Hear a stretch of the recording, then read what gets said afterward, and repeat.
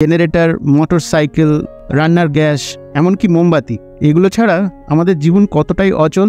এসবের সবই কিন্তু কোনো না কোনো ধরনের জ্বালানির ওপর নির্ভর করে। এগুলো সবই চলে জীবাশ্ম জ্বালানি বা ফসিল ফিউয়েল দিয়ে। তা সে গাড়ির পেট্রোল বা জেনারেটরের ডিজেলই হোক না কেন, এমনকি রান্নার গ্যাস বা অনেক সময় মোমবাতিতেও সেই ফসিল ফিউয়েলই কোনো না কোনো রূপে ব্যবহার হয়। তাই ফসিল ফিউয়েল বা জীবাশ্ম জ্বালানি ছাড়া আজকের দুনিয়া অচল। কিন্তু জানেন কি, এই ফসিল ফিউয়েলের প্রতিটি ফোঁটার পেছনে রয়েছে চমৎকার একটি কাহিনী, যা শুরু হয় মাটির অনেক গভীরে।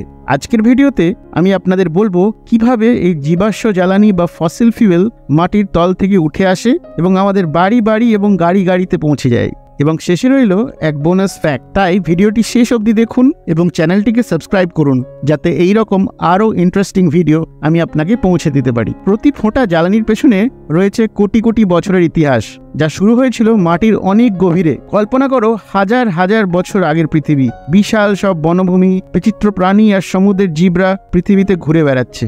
সময়ের সাথে সাথে এরা মারা যায় এবং মাটির নিচে চাপা পড়ে যায়। হাজার হাজার বছর ধরে চাপ ও তাপের ফলে এই মৃত প্রাণী এবং গাছপালা আস্তে আস্তে পরিণত হয় বিশেষ তেলে, যাকে আমরা ক্রুড অয়েল বলি। এই ক্রুড অয়েল পরবর্তীতে নানা ধরনের আধুনিক প্রক্রিয়ার মাধ্যমে পেট্রোলের মতো ফসিল ফিউয়েল বা জীবাশ্ম জ্বালানিতে রূপান্তরিত হয়। এত যুগ কেটে যাওয়ার কারণে এই তেল থাকে মাটির অনেক গভীরে। সেখানে পৌঁছানোর জন্য বিশাল ড্রিলিং মেশিনের প্রয়োজন, যা মাটির অনেক গভীরে গর্ত করে তেল তুলে আনে। সমুদ্রের মাঝে বা মরুভূমিতে এই ড্রিলিং রিগগুলো বসানো হয়। সমুদ্রের মাঝে অয়েল রিগ থেকে ক্রুড অয়েল তোলার পর এবার এই তেলকে দেশে নিয়ে আসার পালা। অনেকটা যেমন কুয়ো থেকে জল তুলে কলসি করে বাড়ি নিয়ে আসা হয়। এই অয়েল রিগ থেকে তেল তুলে আনার কাজটি করে বিশাল ট্যাঙ্কার জাহাজ। নাবিকরা সমুদ্র পাড়ি দিয়ে এই তেল আমাদের দেশে নিয়ে আসে। তারপর বন্দরে পৌঁছে পাইপলাইনের মাধ্যমে এই তেল আমাদের সারা দেশের রিফাইনারিতে পাম্প করা হয়। ক্রুড অয়েল রিফাইনারিতে পৌঁছে গেলেই সেখানে বিভিন্ন ধাপে ধাপে ক্রুড অয়েলকে বিভিন্ন প্রকারের ফসিল ফিউয়েলে বেছে আলাদা করে নেওয়া হয়। এই প্রক্রিয়া অনেকটা সমুদ্র থেকে মাছ ধরে আনার মতো।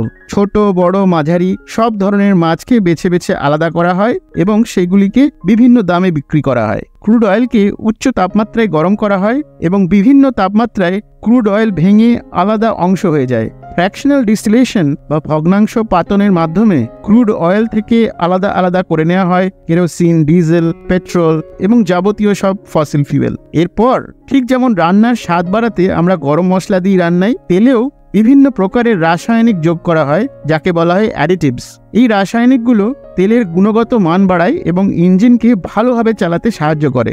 রিফাইনারিতে পরিশোধন হওয়ার পরে বড় বড় ট্যাঙ্কার ট্রাকে করে এই জ্বালানি আমাদের চেনা পরিচিত পেট্রোল পাম্পে সরবরাহ করা হয় এবং সেখান থেকে আমাদের গাড়িতে। এবারে আসি বোনাস ফ্যাক্টসে।